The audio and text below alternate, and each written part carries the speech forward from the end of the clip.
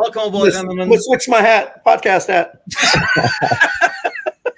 From the Liverpool Connection Podcast. What's going on, gentlemen? Des, how do you put up with El Presidente on a regular basis? I don't. I only see him once in a while.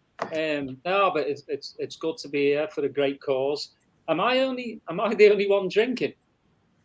We're tasting ourselves. Well, I promised I wouldn't start at 1 and act like it was a normal Monday night podcast that any of our viewers know can sometimes see me crush 3 or 4 Miller Lite cans in an hour. Temujin was afraid of what would happen if I crushed 2 or 3 cans per hour, that I would be crushed by, now. I didn't want to drink while representing the OLSC, but since now we're on the podcast part, I'm going to go get a pint. I love it. You are so full of crap, Steve. Wow. No, I mean, here's the thing. Yeah, if you listen to the podcast, usually within the 1 hour, you're going to hear at least a couple of like cans opening. In 24 hours, that could get really ugly. So I told these guys, we got to pace ourselves. We're only 5 hours in with a 19 to go. Speaking of putting up with people, Chris, welcome aboard, sir. Thank you for joining us. Yeah, good to be here. Great. How do you put up with these two? It's even worse. You have twice the challenge over here. Yeah, thankfully I don't see them that often, so I'm not too bad. We had a good summer break, so it's not too bad. I'm re-energized and ready to go for the new season, so it should be a bit of crack. Oh, that will last like a week. You'll get sick of these guys. Don't worry. I mean, we're all gonna watch the games and gonna go, you're crap, you're blah blah blah. That's just how we watch. We scream. I can't say nasty words anymore because I've got 4 kids who look at me like they're hanging on every word when I watch the game. So I've got to watch me T's and me C's, if you know what I mean. So no, I don't, because I did not, and I'm kind of paying for it now. Probably, I don't know if Bickler is watching any letters himself either. He's got 3 boys over there, but I have to run outside. I've got a long back garden, so I run to the end of the garden and then I scream. And my kid's still here. Dad, what does? I'm like, oh no! Don't let your mother hear. Crazy the stuff they pick up on Daz, but if you go ask them to clean up the room, all of a sudden they didn't hear it. See, Victor knows all the tricks. my kids just know that they're just words Daddy uses. There you go, right? It's your own dictionary. You do not have access to this vocabulary over here. So while we have you guys on, let's pick some brains too. Chris, when we start the season, we talk a lot about here Nunez, Lucho, and stuff like that. If there is no incomings happening, what do you see for the front 3? What is your starting 11 front 3? Probably, I would imagine it'll. Well, it's a tight call, but I'd say it'll be Salah, Nunez, and Diaz. I really do. But that will be very dependent on how my man Gakpo settles back, comes back, what type of shape he's in, and if he was to continue the kind of form that he showed a little bit in the Euros. I thought he was probably one of our best players throughout the Euros. If he kind of builds on that and comes back in, he's going to be extremely difficult to leave out of that front 3. Now, Salah's nailed on 100%. Probably Nunez centrally and Diaz, to be honest. I just think I like for the first couple of games. I think Gally, you're right. I think it's going to be Salah, Jota, and Gakpo. I just do. Going a month away. I mean, this is the thing though. If the lads are firing, Slot's going to keep them.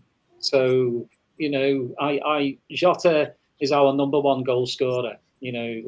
Clinically, apart obviously Salah, but Jota just comes on and scores. Hopefully, with the new physios and the new training, might be a little different and helpful towards the Canotes of this team that get these muscle injuries every 2-3 matches.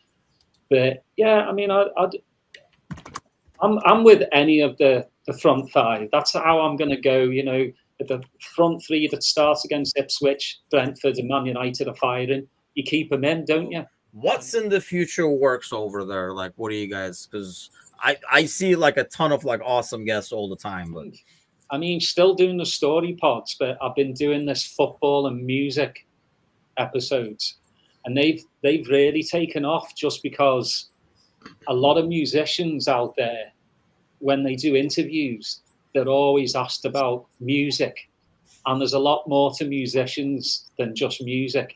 And I'm finding all these football fans coming out of the woodwork, messaging me now, you know, that want to talk about their football teams that they like. But, you know, I'm you know, it's knocked me for six, basically, and finding out there's a ton of Liverpool supporters that, you know, are musicians, and it's just knowing their story as well, and loads saying like they'll be on stage and then they'll take like a little break so they can watch the telly and watch what the scores are, and I think that's brilliant. But yeah, I mean, it doesn't matter you know, we live in a world where how many subscribers do you have? How many likes do you have? You know what? I could care less.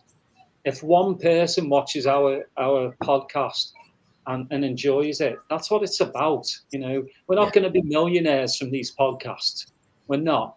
We have our opinions, and we tell people, and if people like it, then that's brilliant. You know, we've done our job. And, you know, me and Steve talked about it, brought Steve on, because I think having, you know, an American really helped as well, because, you know, America is there. Like, it's grown in 4 years, football over here. We've taken over Man United, you know, as the most successful, like, watched team in the States, which is amazing, because everywhere you look, you always see United fans. That horrible, disgusting badge, you know, just makes me cringe every time I go through an airport. Well, that's how you really feel. With a Man United shirt, and you just want to go over and smack them. You really do. Even if they're little, you just want to push them over. Especially the little ones. Yeah. Oh, yeah. Yeah. They're the worst. Just ask Gally. So hey, I think deep down they really want to be us, man. I told you guys in South Carolina we had these events, and then these Man United fans would come in. I'm like, what are you doing here? I know. Go find your own people. You know, get out of here. You know, I really like the ones that we had with authors, because you know, there's so many Liverpool books out there. You can just fill up your house with Liverpool books, but just to get the way that, you know, they came to writing those books. And, you know, we've been very big supporters of the authors that have come out recently. I mean, a lot of them never even came on a podcast. They come to our show, and now they're like famous, and we're like, hey, what about us? We gave you your start, Peter Kenny. Not to say anything about Peter Kenny Jones or anything, but you know what I mean? Like, come on, man. What about us? You know, so but it's been fun to get those stories from Liverpool, especially I know for Daz, since he's living here, he's not there all the time, to just you know, hear the accent, you know, and just knowing what's going on. But it's been all about the free books. And the free books, yes. We do like some free merch. I'm going to let you know. That's the problem. That's the problem, Melprez. You said it earlier. You could fill up every house with all the Liverpool books out there. The issue is that Bickler and I can't read. That is truly part of the problem here. They have coloring books. Well, at least you can get those. You can get these same books on Audible, and then you can make the settings so you can have them read to you in a Scouse accent. So it makes it even more enjoyable and entertaining. That's so perfect. I shouldn't speak for Bickler when I say we can't read, because clearly we can't, because we've left all of the comments aside. Well, I've read an hour or two. I've read some of his posts online, and yeah, I can probably agree. He doesn't read very well. Just messing with you, bro. Cheers. As someone who has not used my liberal arts degree a day in their life, I feel very, very undervalued. And like I have some work to do here. Gentlemen, thanks a lot for coming on. We really appreciate it. As always, really appreciate the support. Before you guys go, I think we already know Steve's prediction, but what is your prediction, Daz? I don't do predictions. Damn, this guy is really bought into the story mode thing. He's like, that's all I'm doing. What do you mean for the season? Yeah, for the entire season, where do you think we end up? Top four. I mean, possession-wise, it could go up or down. City are City, Arsenal. Like I said before, I think top four and a trophy will be good for Slot's first season. Are we going to win the league? I'd love to. You know me. Of course, I'd love to. But I'm realistic, and yeah, top four. I think third is second, and we'll run them pretty close. It depends if we can bring in another two players. Zubi would be one, and then hopefully a centre back. Then chances might go up, but yeah, I'm still relatively on the balance of how we'll do. I'm ready for the season to start. Yeah.